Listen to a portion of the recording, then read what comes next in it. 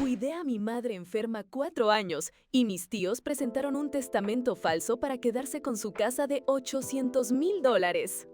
Hola chicos, ¿cómo están? Están en el lado B de Reddit. Hoy toca una historia que nos mandaron y la verdad está buenísima. Quédense hasta el final y vamos a empezar. Mis tíos intentaron robarme la casa de $800,000 con un testamento falso, pero no contaban con la voz de mi madre. Faltaban 72 horas para que perdiera todo. No el dinero, no los ladrillos y el cemento, todo. Mi historia, el sacrificio de mi madre, los últimos 4 años de mi vida. Todo estaba a punto de ser borrado por un papel, una mentira firmada con la avaricia de mi propia familia. Y yo, sentada en el piso de la cocina, con el teléfono todavía caliente en la mano, sentía que el suelo se abría bajo mis pies. Hacía exactamente un mes que habíamos enterrado a mi mamá. Un mes de un silencio que pesaba más que cualquier grito. Un mes de intentar acostumbrarme a una casa que de repente se sentía gigantesca y vacía. Durante 4 años, esa casa había sido nuestro universo, el mío y el de ella. Cuando a mamá le diagnosticaron su enfermedad, una de esas que no tienen nombre bonito y que te van apagando de a poco, el mundo se detuvo. Yo tenía 25 años, una carrera que apenas despegaba, un novio, planes, todo eso se puso en pausa. No fue una decisión, fue un instinto. Mi mamá me necesitaba y yo la necesitaba a ella. Así que empaqué mi vida en 2 cajas y volví a mi cuarto de la infancia. Esos 4 años fueron un carrusel de hospitales, medicinas con horarios imposibles, noches sin dormir y pequeñas victorias que celebrábamos como si hubiéramos ganado la lotería. Una tarde en el jardín, una sopa que por fin le sabía a algo, una película que lográbamos ver entera sin que se quedara dormida. Yo era sus manos, sus piernas, su memoria cuando las palabras se le escapaban. Y ella era mi centro, mi propósito. Mientras tanto, mis tíos, Ricardo y Elena, los hermanos de mi madre, hacían su show. Aparecían una vez cada 2 meses, siempre sin avisar. Entraban con esa falsa sonrisa de preocupación, oliendo a perfume caro. Traían regalos absurdos, una caja de chocolates finísimos que mamá no podía comer, un libro de arte pesado que no podía sostener, un chal de seda que le daba alergia. Nunca se quedaban más de 1 hora. Su visita era un tour de inspección. Ricardo pasaba el dedo por los muebles buscando polvo. Elena criticaba las cortinas viejas o el desgaste del sofá. «Esta casa se está viniendo abajo, Sofía», decían. «Hay que invertirle. Tu mamá merece estar en un lugar impecable». Impecable. Como si la vida y la enfermedad fueran algo que se pudiera limpiar con un trapo. Yo los escuchaba y apretaba los dientes. ¿Invertirle? ¿Con qué dinero? El seguro de mamá apenas cubría una parte de su tratamiento. El resto salía de sus ahorros y de lo poco que yo ganaba con trabajos freelance que hacía a las 3 de la mañana. Pero ellos no veían eso. Ellos veían una propiedad de $800,000 y a una sobrina que, según ellos, se estaba aprovechando. Nunca lo dijeron con esas palabras, eran más sutiles, más venenosos. «Qué suerte tienes de no pagar renta, mija», me dijo una vez mi tía Elena mientras miraba con desprecio una mancha de sopa en mi pantalón. Suerte, sí, qué suerte la mía. Mi mamá, a pesar de su niebla mental, los veía venir, los conocía mejor que nadie. Una noche, unos 6 meses antes de morir, me tomó la mano. Su agarre era débil, pero su mirada era la de siempre, afilada, inteligente. «Graba esto, Sophie», me dijo, señalando mi teléfono. «¿Qué cosa, ma?» «Lo que te voy a decir. Grábalo». Obedecí. Puse la nota de voz a grabar. Y ella habló. Con una claridad que me heló la sangre, me dijo: «Ricardo y Elena están esperando que me muera para quitarte la casa. Van a decir que yo quería que fuera para ellos. Van a inventar cualquier cosa. Pero es mentira, Sophie. Todo es para ti. Esta casa, lo poco que quede en el banco, todo es tuyo. Te lo ganaste, te lo mereces, que no te engañen». Y luego la frase que se convertiría en mi salvación. Si alguna vez aparece un papel que dice otra cosa, es falso. Quémalo, es falso. Grabé 3 audios más en las semanas siguientes. En uno, describí el testamento que había firmado ante notario años atrás, donde yo era la única heredera. En otro, me daba instrucciones de dónde estaba ese testamento original, en una caja de seguridad cuyo duplicado de llave estaba escondido en un libro en su librero. Eran sus últimas jugadas de ajedrez. Mi mamá siempre fue una estratera. Cuando murió, mis tíos lloraron más fuerte que nadie en el funeral. Abrazaban a la gente, contaban anécdotas de su infancia, se robaron el show del dolor. Yo solo podía sentir un vacío inmenso y un cansancio que me llegaba hasta los huesos. No tenía energía para su teatro. Una semana después del entierro, me citaron a una reunión familiar en la casa, mi casa. Llegaron con un portafolio de cuero y una cara de solemnidad que no se la creían ni ellos. Se sentaron en el sofá de mamá, el que tanto habían criticado, y Ricardo sacó un fajo de papeles. Sofía, empezó, con un tono paternal que me revolvió el estómago. Sabemos que estos han sido momentos difíciles, pero es hora de poner las cosas en orden. Tu mamá, en un acto de lucidez final, decidió enmendar su testamento. Mi corazón empezó a latir con fuerza. Lo vi venir, lo sentí en cada fibra de mi ser. Elena continúa. Ella entendió que esta casa era demasiado para ti, una carga muy grande. Y sabía que nosotros, con nuestros recursos, podíamos cuidarla como se merece. Es el patrimonio de la familia. Y entonces, Ricardo puso el documento sobre la mesa de centro. Un testamento, con una fecha de hacía apenas 2 meses. Una firma temblorosa que se parecía vagamente a la de mi mamá. Y un texto claro.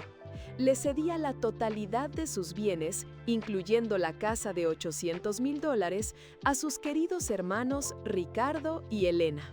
A mí, su hija, la que le limpió, la que la alimentó, la que le sostuvo la mano hasta el último suspiro, me dejaba su amor eterno y sus mejores deseos. Me quedé sin aire. Era una bofetada, una aniquilación. No era por el dinero. Era la anulación de mis 4 años de vida. Era como si ellos estuvieran reescribiendo la historia, borrándome de la foto, convirtiéndome en una simple cuidadora a la que ahora le daban las gracias y le mostraban la puerta.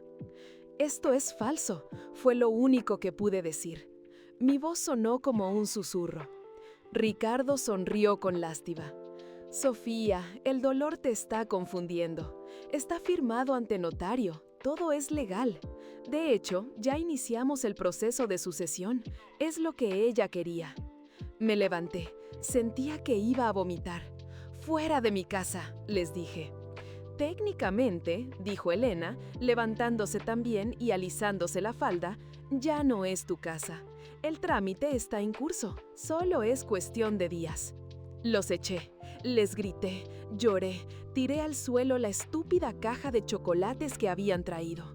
Y luego me derrumbé. Pasé las siguientes semanas en una niebla de dolor y rabia. Revisé los papeles que me dejaron. Parecían tan reales.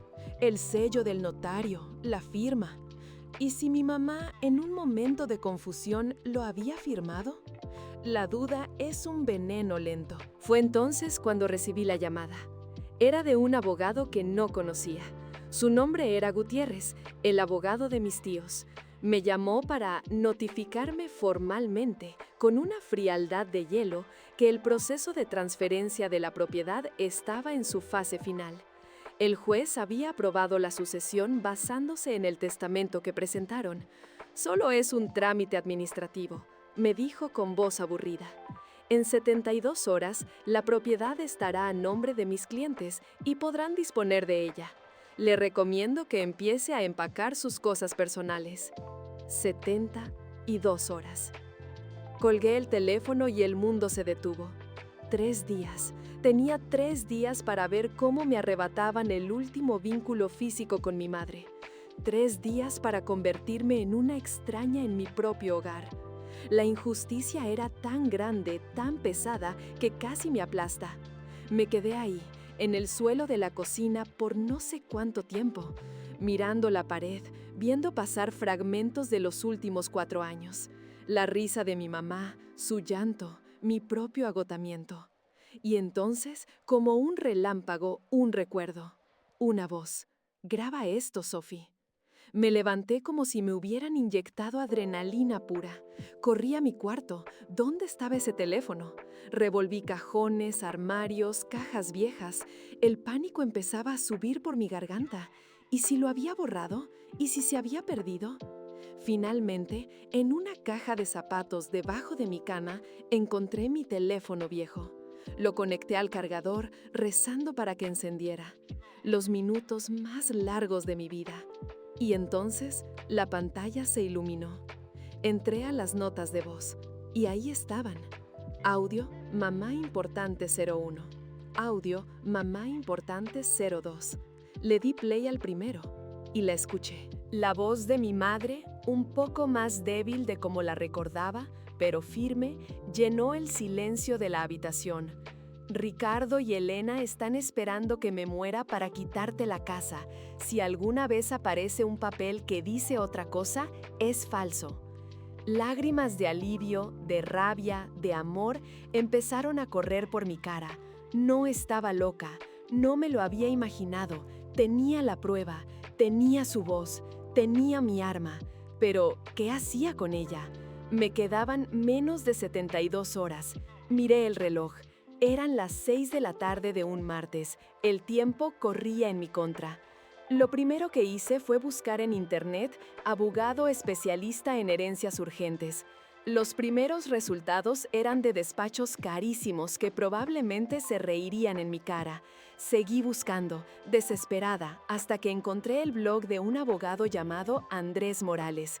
No tenía una oficina lujosa, pero sus artículos eran directos, hablaban de fraudes testamentarios, de cómo pelear contra Goliat. Había un número de celular para emergencias. Marqué. Me contestó él mismo. Su voz sonaba cansada. Le solté mi historia de golpe, sin respirar. Las 72 horas, el testamento falso, la casa de $800,000, los 4 años de cuidado, la voz de mi madre. Esperaba que me dijera que estaba loca o que ya era muy tarde. Hubo un silencio al otro lado de la línea. Y luego dijo, «Mándeme esos audios y una foto del testamento original si lo tiene, ahora mismo». Corrí a la biblioteca, busqué el libro que mamá me había dicho. 100 años de soledad, su favorito, y ahí estaba. Una llave pequeña pegada con cinta adhesiva en la contraportada. Al día siguiente, a primera hora, estaba en el banco. La empleada me miró raro por mi urgencia. Cuando abrió la caja de seguridad, sentí que estaba abriendo un tesoro. Y ahí estaba, una carpeta de plástico grueso. Adentro, el testamento original, firmado hacía 10 años, con el sello brillante de un notario público y una cláusula clara y simple. Dejo todos mis bienes, presentes y futuros, a mi única hija, Sofía. Le saqué fotos a todo y se lo mandé a Morales. A los 10 minutos me llamó. Su voz ya no sonaba cansada, sonaba como la de un general a punto de entrar en batalla. Sofía, tenemos un caso sólido como una roca, pero no tenemos tiempo. Necesito que vengas a mi oficina ya. Vamos a pasar una noche larga. Su oficina era un caos de papeles y libros, pero olía a café y a justicia. Morales era un hombre de unos 50 años, con lentes gruesos y una energía que no cuadraba con su aspecto. Me explicó el plan. Teníamos que presentar una medida cautelar de no innovar ante el juzgado que llevaba el caso de la sucesión. Básicamente, era pedirle al juez que congelara todo de inmediato porque había evidencia de un fraude. El problema, dijo, mirando el reloj, es que el juzgado cierra en 2 horas y mañana es un caos. Necesitamos redactar el escrito, adjuntar las pruebas y presentarlo antes de que cierren la ventanilla. Si no, perdemos un día entero y ya no nos darán los tiempos. Nos pusimos a trabajar. Yo le contaba cada detalle, cada comentario venenoso de mis tíos, cada sacrificio que hice. Él tecleaba como un poseso, traduciendo mi dolor y mi rabia al lenguaje frío y calculador de la ley. Transcribimos los audios de mi madre palabra por palabra. Imprimimos las fotos del testamento original. Cada papel era una bala en nuestro cargador. Salimos de su oficina corriendo. Parecíamos los protagonistas de una película de acción de bajo presupuesto. Llegamos al edificio de tribunales 15 minutos antes del cierre. Era un laberinto de pasillos grises y gente con cara de derrota. Encontramos la ventanilla correcta. Una empleada con cara de pocos amigos nos miró por encima de sus gafas. «Ya casi cerramos», dijo, sin levantar la vista del celular. Morales puso el fajo de papeles en el mostrador con un golpe seco.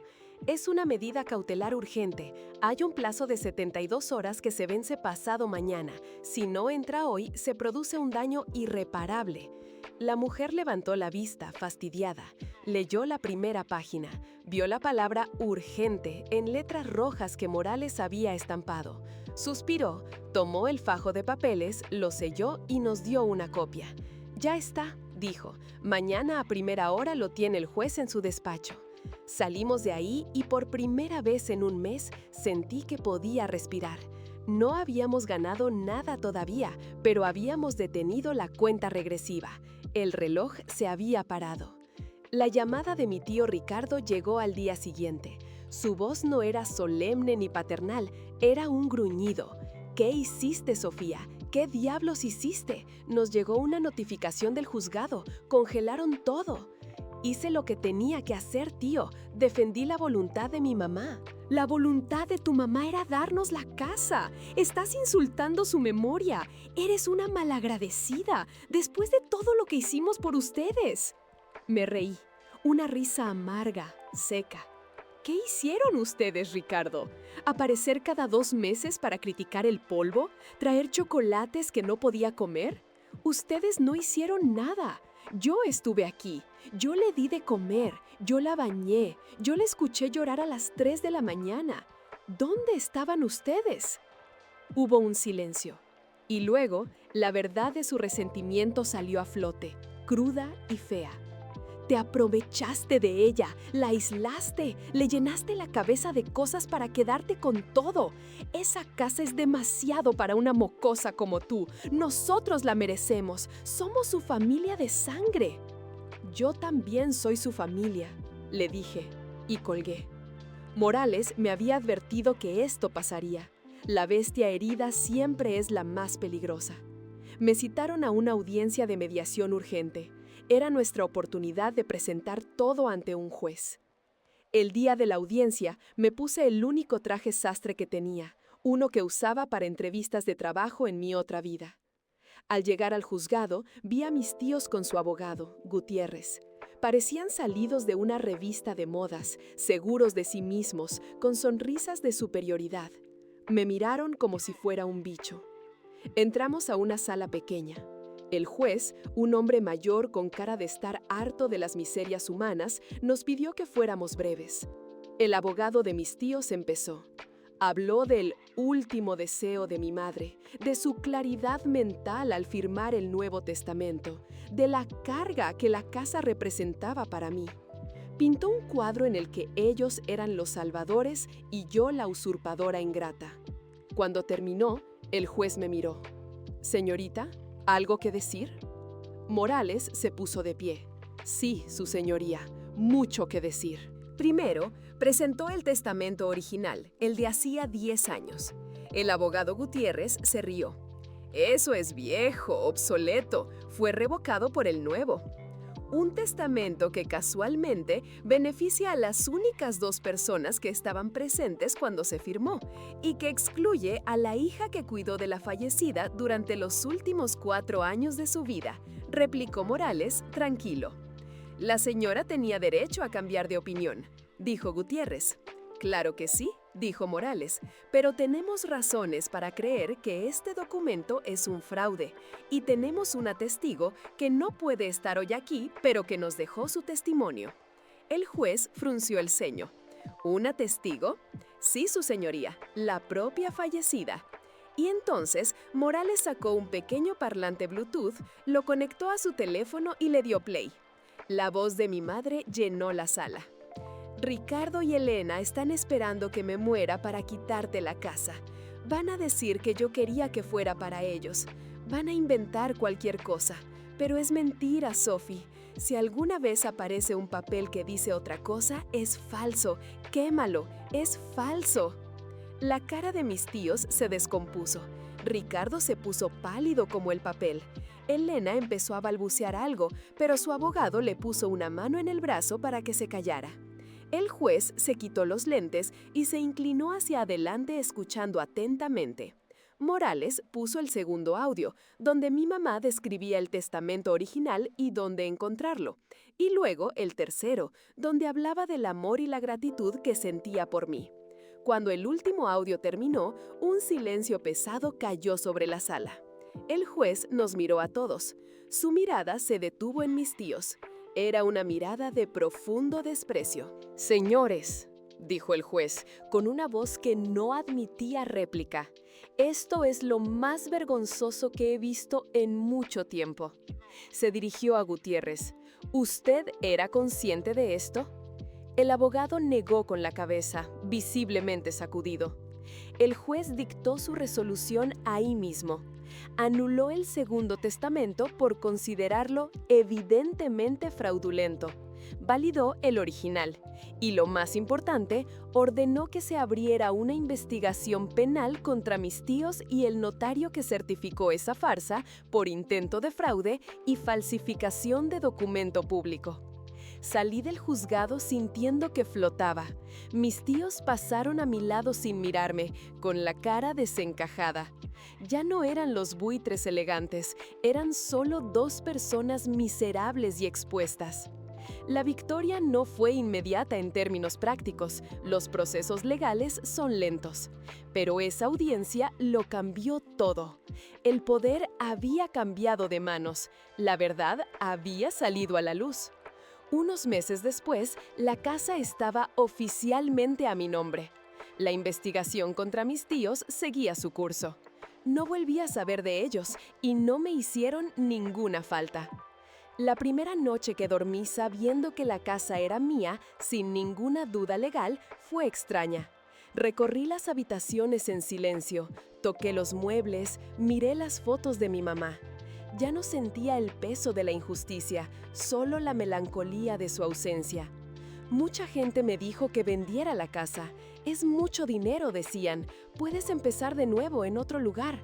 Y sí, $800,000 es una cantidad que te cambia la vida. Pero se equivocaban. Mi nueva vida ya había empezado. Había empezado en el momento en que decidí pelear. No vendí la casa. Empecé a arreglarla, poco a poco. Pinté las paredes, cambié las cortinas que tanto odiaba mi tía Elena. Llené el jardín de las flores que le gustaban a mi mamá. Cada clavo que martillaba, cada brocha que pasaba, era un acto de reafirmación. Esta era mi casa, mi historia, el legado de mi madre. A veces, cuando el silencio de la noche es muy profundo, pongo esos audios otra vez. No por la rabia, ni por el recuerdo de la pelea. Lo hago para escucharla, para recordar que el amor de una madre es una fuerza de la naturaleza y que a veces su voz puede ser el arma más poderosa del mundo. Y en el silencio de la casa que ahora sí era mía, no escuchaba el eco del dinero, escuchaba la voz de mi madre. Y esa fue mi verdadera herencia. Y hasta aquí la historia de hoy en el lado B de Reddit. Si te gustó, suscríbete al canal y deja tu opinión en los comentarios. También puedes mandarnos tu propia premisa o historia en los comentarios y tal vez la convirtamos en uno de los próximos videos. Nos escuchamos en la siguiente.